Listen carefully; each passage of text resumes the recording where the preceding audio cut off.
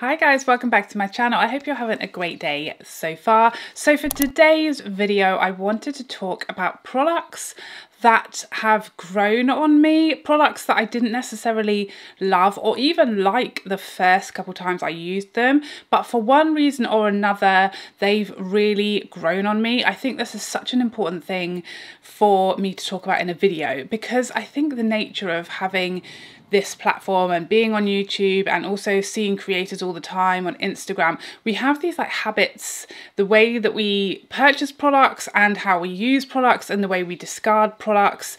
It's not what I would encourage in in anyone, to be honest, but certainly not in your average consumer. For us as creators, we're trying new products all of the time. So if the first couple times you use something, it isn't great, it gets put in like your other drawer. It goes to like the makeup graveyard, because we move on, we have to, we're constantly trying new products. So if something does not trump our holy grails, then it just goes in like the makeup graveyard. It gets gifted, it gets given to a friend, it gets donated, or it just gets buried in a drawer never to be seen again. I don't necessarily know how every other creator does things, but for me, I have like my personal sort of makeup storage, my couple of drawers that are like my products that I love and are my holy grails and I use all the time whether or not I'm filming. And then I have like drawers of stuff and products that I don't love. They haven't made it into those drawers, but I sometimes need them for comparisons or rankings or reviews or swatches and things like that. But they don't ever really get used because they never made it into those top drawers, those favourites drawers, because they just weren't good enough the first couple of times I used them. And the sad thing is, one of the things I hate about having a YouTube channel and reviewing makeup and being part of this beauty community is you just never really get to try anything very often or very frequently. There's very few makeup products that you get to use with any frequency, which is why we don't hit pan on things, why we often don't use things up, because you just don't have the opportunity to use what you want very often. Very often you're doing a review, so you have to use what you're reviewing, or you're doing a comparison, or you're doing a tutorial, and you need to use the new products or the products people are asking about or the products that are by the brand that you're reviewing, and you can't just use what you want. So I always say it's such a treat to sit down and just use whatever I want out of my makeup drawers rather than what I need to use for the video. And what I found is by going back to products, by watching lots of reviews or lots of demonstrations, lots of tutorials, and picking things back up and trying them again or trying them in a different way, some products that I did not love or didn't even like to begin with, I've actually changed my mind, or they've grown on me for one reason or another. So I think it's really important to share this, because a lot of products shouldn't just be thrown away because they didn't work the first time. The majority of consumers, if you've bought something, especially if you're here in the UK and you can't return things, you need to use it regardless of if you liked it. So I think it's an important message. I think it's an important thing for us to remember that sometimes there are ways to work with products that will make them perform better. So if you've bought something, you've already spent your money and you want to get some use out of it, there's things to do to play around with that might actually mean you end up loving it more than you thought. So I did make a special effort today to make sure we had 10 items, 10. For everyone that bothers having 9 or 11, we've got a straight 10 today. I made sure of it, so you're safe. This is a safe space. So the first product that has grown on me with time is this Tom Ford quad. So this is the quad Daydream. This isn't one that I disliked at first. It's one that I just wasn't wowed by. I love the colour story of this. I think it's so... I didn't double dip, thank goodness. It's such a pretty, lovely colour story, and it's one that I couldn't find anywhere, or don't have anything that similar in my collection. I saw Morgan Turner talking about this and I wanted to pick up a Tom Ford quad because I had never tried the Tom Ford eyeshadow formula and I wanted to rectify that situation. And so this was the one that I went with. It was the most me of a colour story. It's the least dull and boring, which I find a lot of Tom Ford quads to be, sadly. And it was highly recommended by Morgan, who really does know her Tom Ford and know her eyeshadow. So this is the one we went with. I actually found this at the cosmetics company discount store, so it paid like half price for it. So the first time I used this, I didn't think it was rubbish. I just wasn't wowed. The formula, I have never tried the Tom Ford formula. And I think I expected Natasha Denona or Pat McGrath shadows because it's in that price point. And that's kind of what I expected. And it's not that these are not as good. I definitely do prefer those formulas. I do prefer them. I prefer Charlotte Tilbury formula as well. But it's just different. It's not that it's necessarily better or worse. It's a very different formula, and it is one of these quads where they're all shimmer. So again, that wasn't necessarily something that I expected, and that's taken me a little while to get used to using, you know, like shimmers or satin, certainly satins. I'd say that these two shades, they aren't as shimmery as the other two that are like straight metallics, but they are definitely like not mattes, put it that way. So I think I thought maybe that these were mattes, I don't know. So when I first started using it, I was like, oh, what's happening? They were a bit more sheer. They took a lot more building up. And it was just, I just wasn't expecting the formula to be the way it was. It was surprising to me. I didn't know what was going on, if I'm honest. So I think the main reason I didn't love this the first time I used it was just, it was unexpected. It wasn't what I thought it was going to be like. It wasn't as pigmented as I expected it to be. And therefore I was like, oh, okay. And it was a bit disappointing. So anyway, I picked it up a few more times because I love the colour story, and it just grew and grew on me. I think then once I knew what I was going to get when I used the palette, it actually just really grew on me. It was just one where I lowered my expectations or just changed my expectations, and I knew how to work the shadows. I knew, okay, these are not mattes. These are not going to be super pigmented. This is the way that I'm going to enjoy this eyeshadow palette. This is the combination, the shades to use. And then it was like, I don't want to say love because it's still not my absolutely favourite eyeshadow palette, but I certainly grew to like it a lot more. Next up, a foundation that grew on me, and this is the Chanel Le Beige Healthy Glow Foundation Hydration and Longwear.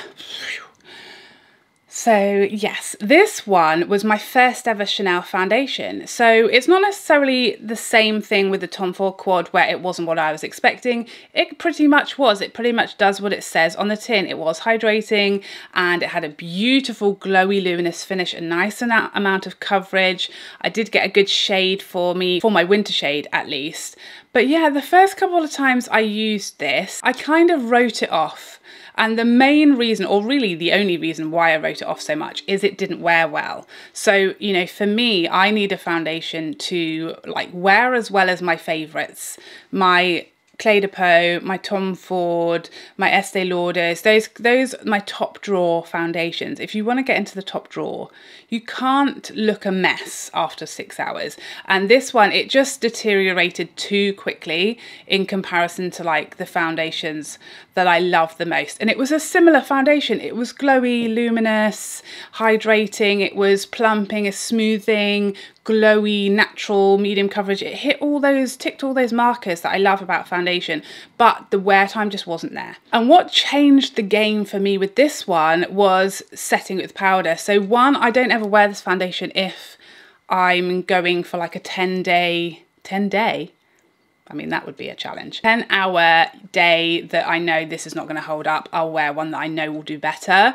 This one, if I'm just, you know, going out for lunch or I'm just going for like a family day out somewhere, I'm not going to be out for 10 hours and I don't really need my makeup to look amazing the whole day. It's not a super hot day or anything like that. Or if I'm just filming or I'm going out for dinner with the girls, then I will wear this one, but I always set it with powder because I know otherwise it just doesn't wear well enough on me. So this is one that, yes, I do need to set it with powder to get the wear that I like out of it, but when I do that, it looks beautiful, gorgeous. And it is one that looks gorgeous on camera, especially when it's set, so you just take the edge off the shine with the lights and everything. But this is definitely one that I actually use now when I thought it was going to be buried in my drawer, never to be seen again. And next up, a mascara that I did very much like the first time I used it, but it has just grown into love, love, love, holy grail. This is the Charlotte Tilbury Push Up Lashes. Now this may be surprising because I guess a lot of you will just think, you've always loved that, Charlotte. And I kind of did, but the very first time I used this, it was confusing. It's got this very different wand. It's completely flat with like no bristles on two sides. It only has bristles on the edge, completely flat. It's not like any wand I've ever used before, and therefore it takes a bit of getting used to. It takes a bit of technique, and definitely is one that went from, oh, I like this, to wow, I'm obsessed with this.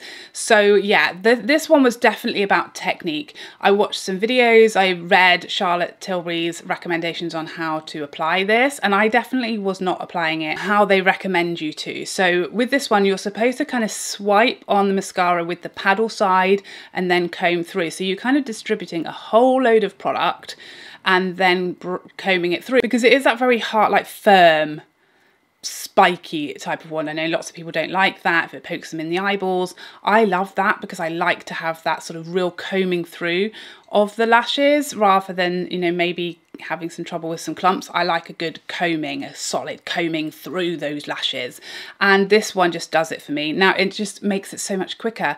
You just swipe on a whole ton of mascara, comb it through, and you're done, and it just gives me the flutteriest, prettiest, fanned out lashes. Like I said, one that I liked at first, but tweaking how I applied it just turned it into obsession. Next up, a lipstick that you've probably noticed me wearing quite a lot recently. I've had a lot of comments on it, a lot of compliments on this lipstick. One that when I first bought it, I thought I probably tried it on and then was like, I'm never going to wear this again. And this is Pat McGrath's Fever Dream. This is Fever Dream. It's one of her matte lipsticks. Now, it's not that I didn't put it on and think, ugh, it's horrendous. I just didn't love it on me. It was very different. I mean, I think on camera it might just look quite of a standard red.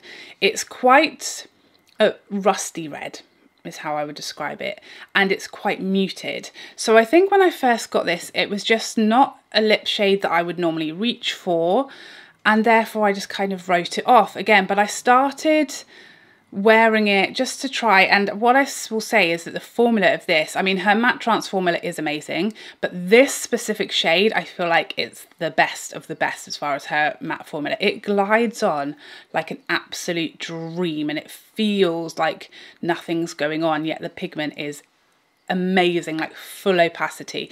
The other thing that made a difference to this was finding the perfect liner. That made a big difference. When you're working with a really opaque matte lipstick, a lot of the time, particularly like me, I don't have lip filler, so my lip definition now at 37 is not the same as it was when I was 20. And a liner can make a huge difference to a very pigmented lipstick. So the lips liner that I like to use with this is Max Chicory. And that with this one, oh, it's just stunning. It gives me a really crisp line when I use the liner and this lipstick, so it's much more defined as far as my lip line. And it's the perfect shade. When I love to wear this is when I'm doing like a very, very natural, maybe just some bronzer in the crease, just a bit of bronzer on the cheeks, not really a lot going on as far as the rest of my makeup, and then this on the lips, and it just takes the look to like an extra level with zero effort. Like, you're not spending hours doing cream contour and doing a crazy eyeshadow look, literally some bronzer in the crease and bronzer on the cheeks, and then this, and it just suddenly elevates your look. But it's not intimidating. You know, reds can be very intimidating, but this is very easy to wear and muted. So I will happily wear that, you know, on the school run, happily wear it at the kids' playground, wherever, because it does have that muted quality, and because it's matte as well, I think that makes things a little more muted in itself because it's not super shiny. But that has like become one of my all-time favorite lipsticks when actually I didn't even really like it to begin with. So it definitely pays to keep giving things, especially things that are different to what you usually wear, give them a second chance. Next up, another foundation, and it's the Estee Lauder Futurist Hydra Rescue. This is one that I loved everything about it apart from one thing, and I have learned how to eliminate that one thing as an issue, and now I love it unabashedly, unashamedly, without limits. So when I first reviewed this, you may remember that the issue I had with it was it really exaggerated my forehead lines. You know, I'm not 16 anymore. There's lines up there. I don't have Botox to help me out, and therefore I need foundations that aren't going to sink into my lines, that aren't going to exaggerate my lines. If anything, I'd love a little bit of smootheration up there. That's what I look for. So this foundation, coverage, longevity, finish, application, shades, everything, tick, tick, tick, love it, perfect, we're getting excited.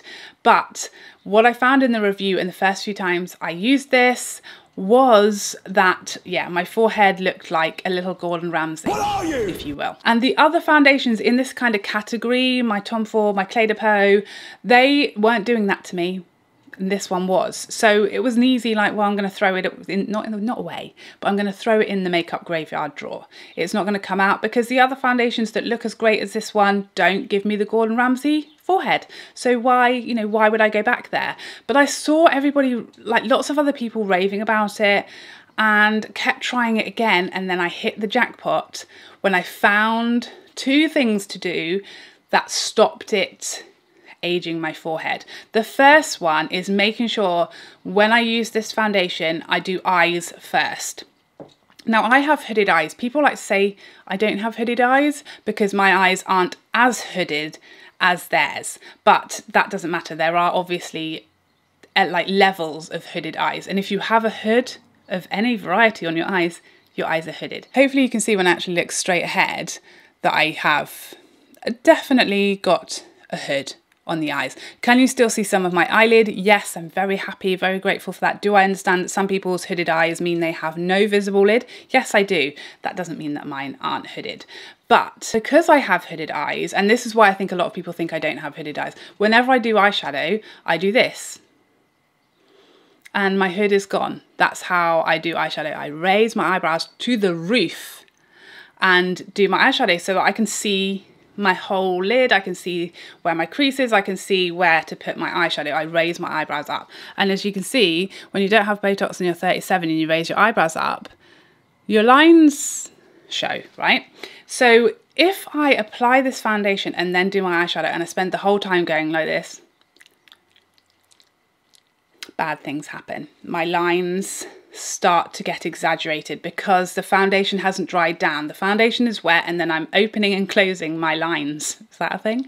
My lines are going up and down, my whole face is moving around, and the foundation is like going into my lines and it's then setting there with the lines exaggerated. So if I make sure I do my eyes first before going in with foundation, and then when I'm finished, because again I will do that kind of stuff when I'm doing my concealer and when I'm doing everything else as well. So what I do is once I've finished my foundation, I've finished everything else, I'll get my sponge and I'll go back over my forehead when I'm finished and when it's pretty much set, like dried down, and I then set it. Every time I set this foundation when I'm wearing it, pretty much giving it a tap over with a sponge does make a difference, but I will also set it with powder and that just completely eliminates that as being a problem. So this is one that I loved with one slight caveat, and now we found a way to eliminate that caveat, so therefore I just love it without the but. Next up, another eyeshadow palette, and this one is one that I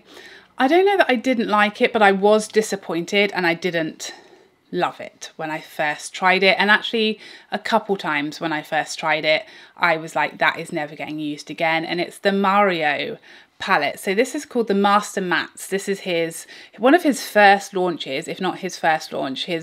He had a matte and a shimmer eyeshadow palette. This is the matte one. As you can see, it's just all your basic nudes, your natural shades for like everyday, very natural, no makeup, soft glam, that kind of look. It's got everything you could possibly want or need in here color wise. So when I first saw this, when this first came out, I was very excited because this is something that I feel like everybody needs to have in their collection, this colour story, whether it's this palette or it's the Bieber palette by Natasha Denona or it's the Soft Glam palette by ABH. We all need this kind of palette that has everything we want for just like, is she wearing makeup type of looks, everyday looks, office looks, understated looks.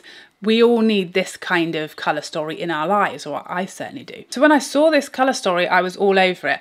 And then when I reviewed it, I was really disappointed. And the reason I was disappointed was because these shadows have a much sheerer, less pigmented formula than anything I had kind of used before. It's less opaque, less I don't want to say less opaque, let's say less pigmented, although that sounds really negative, but let me explain. Hold up, hear me out. They are definitely less pigmented than ABH shadows, certainly less pigmented than Natasha Denona or Pat McGrath. With those other formulas that I love and I'm very used to, it's a case of like applying a small amount, light-handed, being careful and blending out, because they're crazy pigmented, they're super pigmented, they blend forever. You use a tiny amount and then you need to blend, you know, till the cows come home. This is like the opposite of that. And I expected this to be along those same lines. This is like you build up slowly but surely. You start off with a very natural, slight hint of wash of a colour, and you build and build and build as much as you like. So the reason I didn't like this at first was because I just didn't know what was going on. It was not what I expected. Again, similar to the Tom Ford, never used this formula before. A very different formula to what I expected it to be like and what I'm used to. And then I used it a few more times and I actually really love and appreciate that fact now, because the type of makeup that this does, the type of makeup that this is for, that super natural, super soft, it's so helpful that you aren't whacking a load of colour on and then having to blend out, because you need to be quite precise when you're using, the way that I like to use this palette, a very soft glam look, you know, a little bit of a bronzer or a little bit of definition in the crease. You don't want it blending up to your eyebrow. You want to keep it where, you know, the shade and light would naturally be. And it's just so much easier to be able to apply and build up and be very slowly, less is more. And so actually now I love this, and I always loved the colour story and the options and the variety of shades and undertones in here. So actually learning to love the formula and appreciate why it's different and why it's the way it was just meant it was an absolute staple for me, and I really love this now and I use it all the time. This shade is like my perfect lid shade if I want to brighten my brow arch, this one. And again, if this was super pigmented, you'd be like colouring your eye in white, like chalk white. Whereas because it is that lighter, less pigmented formula, it just gives you a bit of brightness. And this, again, in the inner corner, it just looks like light and it's just so natural. And I've come to really appreciate why it is formulated in the way that it is. Next up, a brow product, and this is the ABH Brow Freeze. Now, again, something very different that I'd never used before. This is I guess it's like, well, it's a pomade, I guess, but it is like a gel, but it's on the loose. It's not in a little, you know, spoolie like I'm used to. Again, this was something different. And I think that's the thing with products that we get that are so different formula-wise or application or process-wise. And it's, I don't know about you, but I don't like change. And when something new comes along and it's different and I'm like, that's not what I'm used to, I don't like it. I feel like that's what I'm learning about myself in this video. And when this came along, I didn't know what was happening. I didn't know how to use it. I didn't know how much to use. And it was just very, very different. It was also, I mean, even the look you achieve, that laminated look, is very different. And the thing that I learned, I'm going to close it out because otherwise it's going to go off. But the thing that I learned about this is, one, use a tiny amount. I've had my brows laminated now, so they are so super easy and they do whatever I tell them, and I just tell them to go this way and they just go there, and it's just a dream. But usually my brows naturally are very difficult and stubborn and unruly, so I'm used to having to use a lot of gel to then just for them not to go where I want them to anyway. So I was using too much, and I also thought that the only option with this is to have that real, like, glued to your head, slimed, smeared down look. And actually you can really have your brows fluffy and natural with this, and I do find it lasts all day as long as I use the right products that go with it, as long as I don't use a really shiny or greasy moisturizer. I really do get the use and the lasting effect that I want from it. The key with this one is to apply it, brush it through, and then do something else, come back a few minutes later, and then do the lamination, the smearing, the laying down, whatever the terminology is. And then you're going to tweak them into shape. So again, I like personally to fluff them up a little bit. I also feel with this, it's best to let it fully dry and be done before you go in with your pencil. Otherwise you can kind of wipe it away while you're in the process. But yeah, for me it was just working it out. It was very different to anything I'd tried before. The look itself was very different and I just needed to play around with it, and then I just fell in love. Next up, a highlight. The highlight I have on today, perchance, that 100% has grown on me. Again, not one that I would say I didn't like at first, but it was just like, it was okay, and now I'm loving it. And this is, surprisingly, the Pat McGrath, trying to open, don't love the packaging, we'll say that. The Pat McGrath Divine Glow highlighter. This is the Golden Nectar, her most recent highlight. So you guys know I love her Divine Rose Holy Grail highlight, love it. This is her latest highlight, and if you watch my review, it was like, it's okay, I definitely prefer the other one.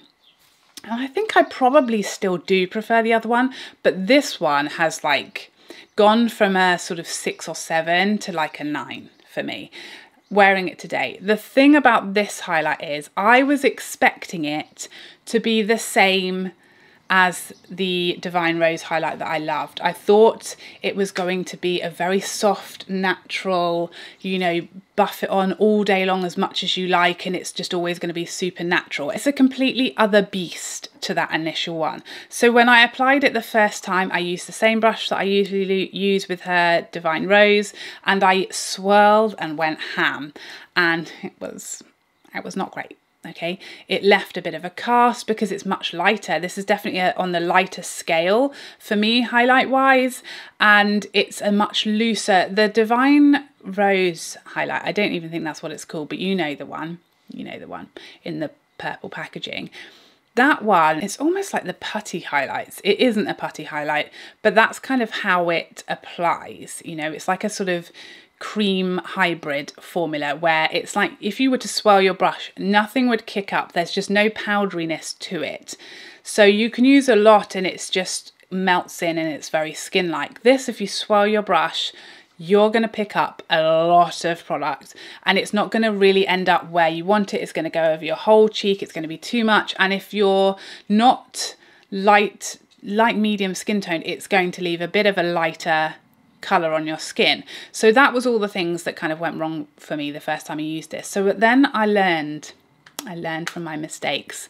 I use a fluffier brush instead of the Sony G Fan Pro, which I use with the other one, which can apply a lot of product. I use a lighter, fluffier, less dense brush and a much, much lighter hand, and now I love it. It can be super glowy, but it can also be like today, quite natural. Blend it out, fluff it, use a tiny amount, and it's really grown on me when I want to be a little glowier than the Divine Rose, but not too much.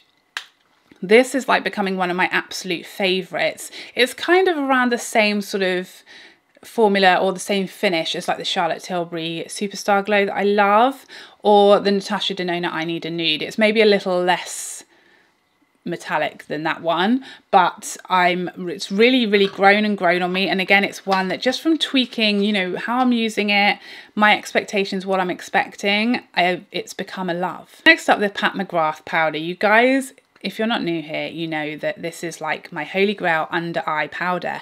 But did you know that I didn't like it the first time I used it? Don't know if you did know. I made one very simple, easy change to this powder, and it took it from don't like it, won't use it, to the ultimate holy grail, will never use another under eye powder. Well, I might be lying. You just never know what's going to come along. If one comes along that's going to make me breakfast and do my makeup for me, you know, I'll drop it like a hot potato. Here's the thing about this powder. One, this is the banana shade, which is like smashed out of the park for me. Like the other shades fell by the wayside as soon as this one came along. Absolutely adore the shade of this. It just brightens, and it also takes the edge off like darkness as well, because it has that yellow, slight hint of yellow rather than like banana yellow. So I love the shade of this one. But the thing that made me love this powder when I didn't like it the first time I tried it was the applicator, the brush I was using. So when I first used it, I was using, I think it was my Refer brush that I use to set my eyelid when I'm doing my concealer set with powder. It picks up a lot of powder, it's quite a dense brush and it's quite a big brush. So that's what I used the first time, and it just really aged my under eyes. They look very heavy and dry. And then I tried the Sony Detail Pro brush, a much smaller, fluffier, lighter brush, and it's a touch and a tap off and the tiniest bit of powder. I mean, I can even actually build up with that brush because it's fluffier and lighter and applies less. You can actually use a lot more and you won't have a disaster. But the change of brush completely changed this product for me, and it just made it the perfection, holy grail, everything I could wish for. I definitely was using like the wrong brush to apply this in the way it needs to be applied, to apply a very minimal amount. Once I found that right brush, we were in heaven. And last but not least, another foundation that, again, I think it kind of went from it's fine to I really, really like this. And it's the Dior Forever Natural Nude. I couldn't really tell you why I didn't kind of warm to this the first couple of times I used it. I think it's just because it's not my typical go-to choice for a foundation. So this is a light coverage. I kind of prefer a medium for like most days, and it's not glowy and luminous. It's more of a natural satin type of finish, I would say. So for those two reasons, it's immediately on the back foot, because that's kind of what I look for. That's how to, like, if you want me to fall in love, be glowy, luminous and medium coverage, and we'll be friends. Be flattering on my lines, be smoothing. I don't ask for a lot, you know. Those are the things I look for. So if you're not of that variety, you're already going to be probably a like rather than a love, and that's where this was at. It was like, it's fine, it didn't do anything offensive, it didn't try to play me for a fool, it didn't take my money. Well, it did take my money actually, I did pay for this, I didn't steal it. But you know, it was just, it's fine, I couldn't really see myself using it again. And then I went for a little staycation at my family's house by the beach. You know, we did a lot of hiking, geocaching, a lot of family days out, a lot of walking. It was a hot, lovely summer's day. And I don't know why I took this, but I did. I think it's probably just because it was one of the few foundations at the time that was in a shade that wasn't too light or too dark, because we were kind of in, you know, the spring, summer, middle ground time. And so I took this, threw it in my bag with me. Maybe also I didn't mind if I lost it. It wasn't, you know, one that I didn't feel I could live without. And I just fell in love over those few days. It was just the perfect foundation for those that situation, for those occasions where I wanted natural, light, carefree, quick and easy, just this, a bit of bronzer on the eyes and the cheeks, and we're good to go. And it never let me down. It didn't rub off my face. It doesn't transfer a lot. It doesn't really look like you're wearing makeup. It's not too much or too little. It doesn't get super shiny throughout the day. And it was just for those sort of quick and easy, no thinking, whack some stuff vaguely in the direction of your face. It was perfect. And now it's like, if I'm having a natural day and I just want to carefree, put a few things on, not do too much, and it, you know, be reliable, this is kind of my go-to for that light, natural coverage look. Who saw that coming? I didn't. So there you have it. Those are the 10 products that really super grew on me, with a little bit of experimentation, a little bit of second chance, a little bit of playing around. Went from like to love, or from like to love, and everything in between. I'd love to know your products that have really grown on you and how and why they grew on you. Some products seem to get better with age. I know that's the case for lots of mascaras. Lots of mascaras start off okay, and at like a couple of weeks in, suddenly they hit their like sweet spot. But I hope this video will encourage you guys to give some products some second chances, to play around with some things, to see if we can get things to work for us rather than them just sitting in our makeup graveyards. Let's try and see if we can get some use out of products that we thought we didn't love at first. I hope you enjoyed this video, and I'd love to see you in the next one. Otherwise, take care for now. Bye.